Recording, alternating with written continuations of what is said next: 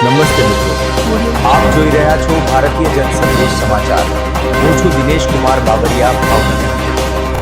નમસ્કાર દર્શક મિત્રો, નવા વિડીયો સાથે આપ સૌનું હાર્દિક સ્વાગત છે. હું છું સોલંકી દર્શના.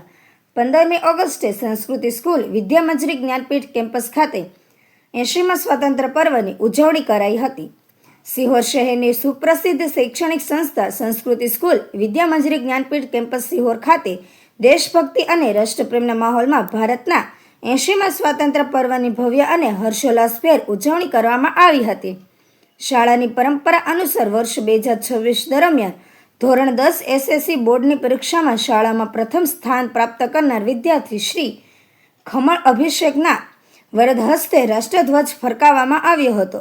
ધ્વજવંદન બાદ સમગ્ર વાતાવરણ રાષ્ટ્રગાન અને દેશભક્તિના ભાવથી ગુંજી ઉઠ્યું હતું.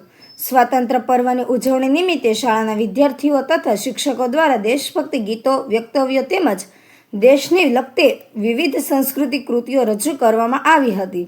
વિદ્યાર્થીઓને ઉત્સાહસભર રજૂઆતો દ્વારા ઉપસ્થિત સૌમાં રાષ્ટ્રપ્રેમ અને દેશભક્તિની ભાવના વધુ પ્રબળ બની હતી. આ પ્રસંગે ટ્રસ્ટી શ્રી અશોકભાઈ ઉલવા, ટ્રસ્ટી સંચાલક શ્રી પી.કે. મોરડિયા સાહેબ, campus director Shri અનિકેતભાઈ Rajyaguru, Acharya Shri Sangitaben કોઠડિયા, coordinator Shri ભાવેશભાઈ કસોટિયા, સુપરવાઇઝર શ્રીઓ, શિક્ષકગણ તથા વિદ્યાર્થીઓ દ્વારા સ્વતંત્ર પર્વના મહત્વ અને દેશ પ્રત્યેની ફરજ અંગે પ્રેરણાદાયી વક્તવ્યો આપવામાં આવ્યા હતા. વક્તવ્ય દરમિયાન વિદ્યાર્થીઓના દેશના સ્વાતંત્ર્ય માટે પોતાના પ્રાણોની આહુતિ આપનાર શહીદો તથા સ્વાતંત્ર્ય સેનાઓના બલિદાનને યાદ કરી રાષ્ટ્ર નિર્માણ પોતાની જવાબદારી નિભાવવાનો સંદેશો આપવામાં આવ્યો હતો. કાર્યક્રમના અંતે સૌએ એકબીજાનું મોં મીઠું કરાવી આનંદ અને રાષ્ટ્ર ગૌરવની લાગણી સાથે કાર્યક્રમનું સમાપન કર્યું હતું.